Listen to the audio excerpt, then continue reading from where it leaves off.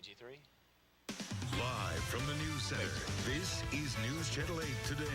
Good morning, everyone, and welcome to News Channel 8 Today. I'm Rod Carter. I'm Gail Guayardo. Our top stories this morning, another familiar name in the White House. Well, there is more speculation this morning about former Florida Governor Jeb Bush's plan to run for the White House in 2016.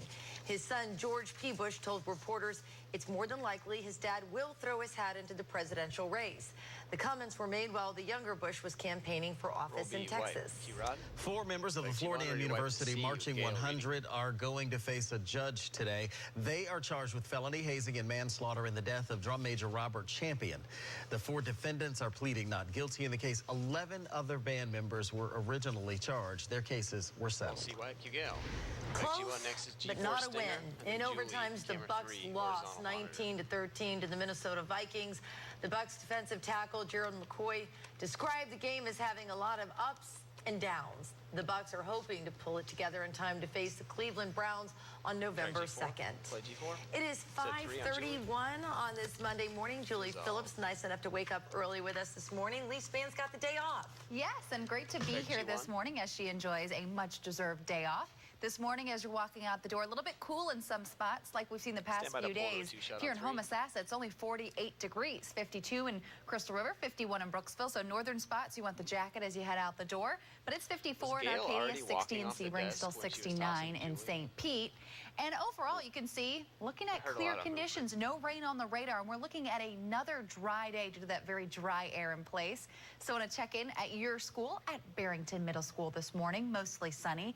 Temperatures in the upper 50s there as you're walking out the door. So a little bit on the cool side still. Coming up at 5:38, we'll have that hour-by-hour forecast to help you plan your day. But now, how is traffic looking as people head out? Well, right now, we've got a good drive on the Bay Area interstates. Couple little problem spots, folks, but nothing that's going to slow you down. Let's go ahead and take a look now in Pasco County.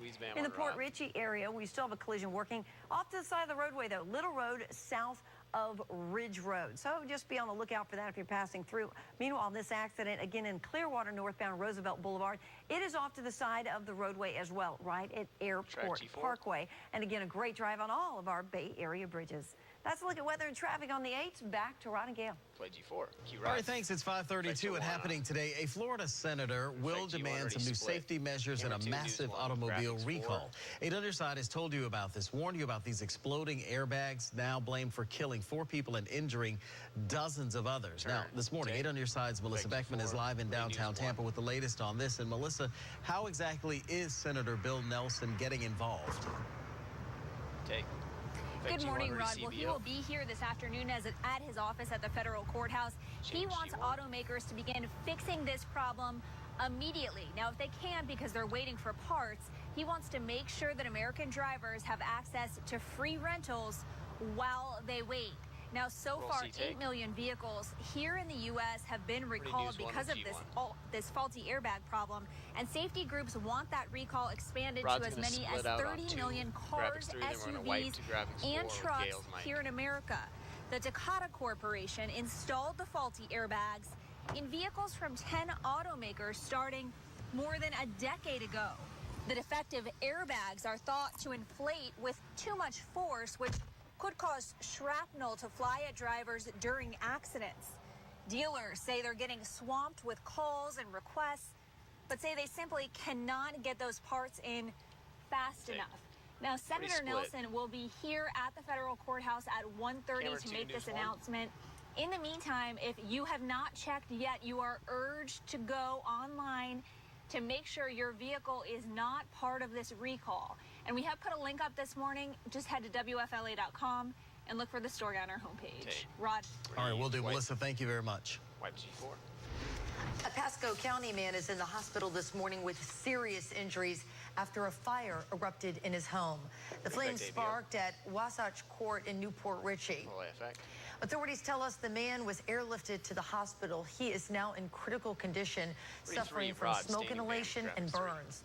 This morning, we're checking to see if investigators can determine what caused that fire. This morning, another wrong-way driver on our Bay Area interstates. He is out of jail this morning, but he is still in some very big trouble. Police report that the driver was speeding in the wrong direction and headed straight for a Tampa police officer. All right, it happened on Interstate 275, just east of the Howard Avenue exit. Officer John Stanjeski only had seconds to react. He swerved to get out of the way and pulled 25-year-old Hoshan Carrasquillo over. Now, luckily, that officer stopped the car before any collision occurred. How much time did he have to react? How close of a call was this? Split second. It was very quick. He had to veer off and immediately pull the person over to deter any sort of civilian crash. Carrasquillo works for MacDill Air Force Base, and investigators tell us that he blew more than twice the legal limit. He is now facing DUI charges. A Pinellas Park man is in jail this morning. Brandon Parker is accused of hitting a pedestrian, Samantha Fortner, and then just taking off. At the time, she was crossing 34th Street North in St. Petersburg. The crash left traffic backed up for hours. Police arrested Parker while he was trying to leave his damaged car downtown. Well, questions this morning about strict quarantine rules in several states involving healthcare workers returning from West Africa. Yeah, this all comes as a nurse is being held in New Jersey, and she claims that her forced isolation is, quote, inhumane. There's a hospital bed, obviously. I have kind of a porta potty type restroom, no shower facilities, and no connection with the outside world except my iPhone, which I insisted that I brought with me when I arrived late Friday night. Casey Hicks-Cox returned to the U.S. from Sierra Leone. Preliminary test came back negative for Ebola. Hicks-Cox hired an attorney and plans to go to court to be released. And right now, Florida is one of the states with strict Ebola quarantine guidelines. Governor Rick Scott has ordered that all medical personnel be monitored for 21 days after returning from West Africa. News Channel 8's Lindsay Mastis is live at Tampa General Hospital with how these new guidelines are drawing some controversy. Good morning, Lindsay. Good morning, Gail. Right now, the state is monitoring 4 people. If they show any signs of Ebola, they could be hospitalized immediately. Now, hospitals like Tampa General are prepared for Ebola. They have hazmat suits as well as certain air ventilation systems. But, you know, it's the mandatory monitoring that has Governor Rick Scott at odds with scientists and the White House. We have individuals coming from, infected areas, and we want to make sure we know what's going on. So we're going to send the Department of Health in for 21 days, twice a day to do an evaluation and make sure that the right things happen here.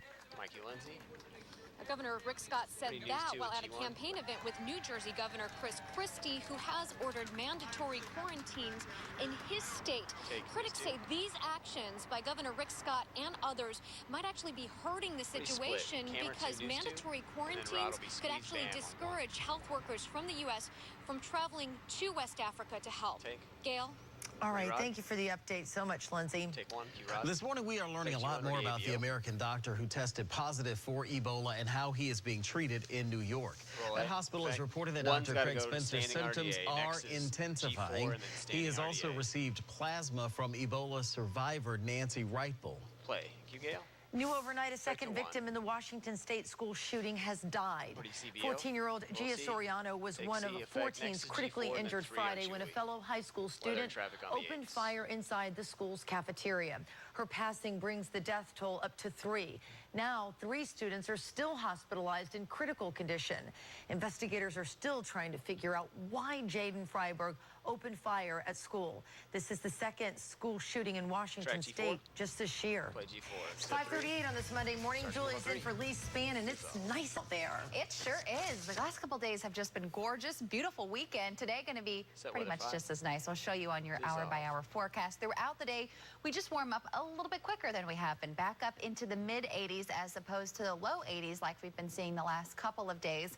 But still looking at pretty much nothing but sunshine all day long. So another dry day in place.